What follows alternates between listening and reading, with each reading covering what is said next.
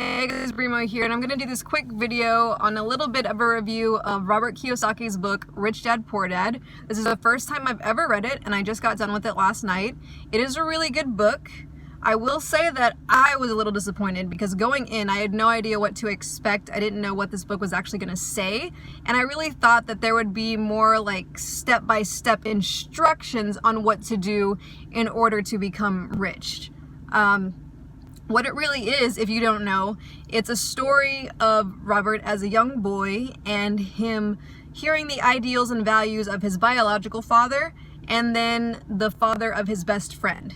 His biological father was his poor father and his rich dad was his best friend's dad. So I didn't know any of that before going in or anything like that.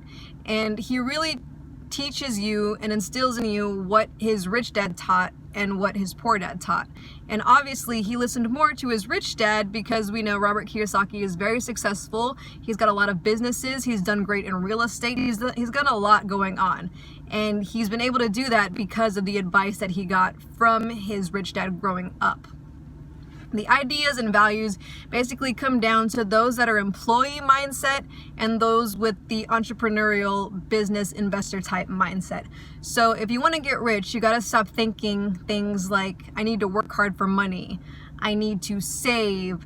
I'll give when I have more to give. You know, staying in that mindset. Even the self-employed and the doctors and the lawyers and things like that, they still have some of that employee mindset because they're working and they're paying, you know, those high taxes and things like that, and they're still working for their money. They're not letting money work for them. When you own businesses and when you're an investor, you're actually letting your money work for you and you're creating more of an income and more wealth, and you have a lot of assets. One of the big lessons from the book is that assets, people think that their house is an asset. Well, if you're still paying, you know, you're taking money out of your own pocket and you're paying a mortgage, it's not an asset, it's more of a liability.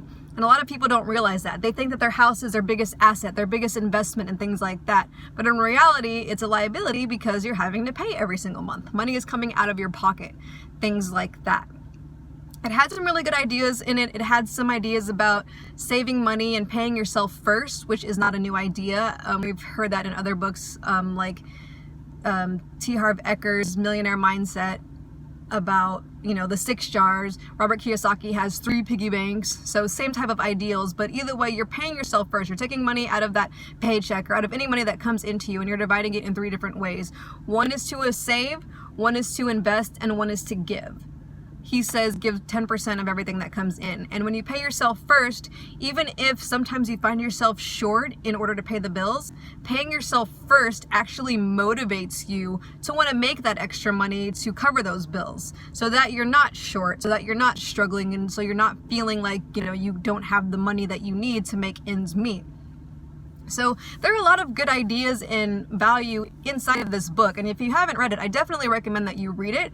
Like I said, you're not going to get any step-by-step instruction on things that you need to do right now, today, step 1, step 2, step 3, that's going to make you rich like tomorrow. You basically have to change your mindset from an employee mindset into a rich person's mindset, into what they do, into following their advice and things like that. So all in all, it is a really good read, and I definitely would recommend it. I even bought his board game. It should be coming in the mail tomorrow, and I'm really excited because it's actually going to teach how to learn about not investing necessarily, but learn about finances in general, because a lot of us don't even understand how finances actually work. We're not taught this in school. So his board game actually teaches you through the fun of a game. So I'm really excited. I might do a video and review that and how it goes, but it's going to teach me more, and it's going to strengthen my financial IQ. This is what he talks about, is strengthening that financial IQ so you understand what rich people do that you can implement yourself. So it's a good book. You should definitely check it out. Subscribe to my channel if you like this stuff and you want more. See you later.